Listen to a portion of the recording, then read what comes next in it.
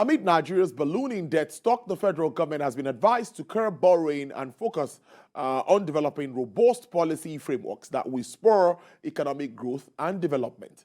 TVC News business correspondent Blessed Omonose has the report. Nigeria's rising debt burden has continued to elicit heated public debate as public and private sectors experts express concerns over the country's fiscal sustainability despite depleting national revenue. According to latest data from the Debt Management Office, the country's public debt profile has risen by 1.24 trillion naira to stand at 42.84 trillion naira as of June 2022, while a total of 6.16 trillion naira has been spent on debt servicing in the past 16 months. Reacting to this development, the managing consultant at Pedabo Professional Services Limited, Mr. Albert Falonshaw, at a conference of insolvency practitioners in Lagos, called for effective use of borrowed funds for economic advancement. Crude oil, inflation, debt to GDP ratio, all of these are huge things that are confronting the government. Lack of revenue, and most developing and developed economy, they borrow.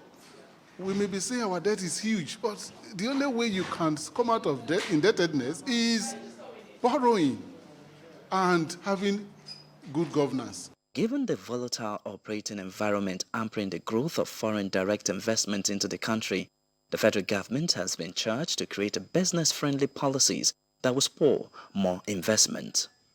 It's important that government reflect on some of its policies. Some of these policies create risks to these businesses.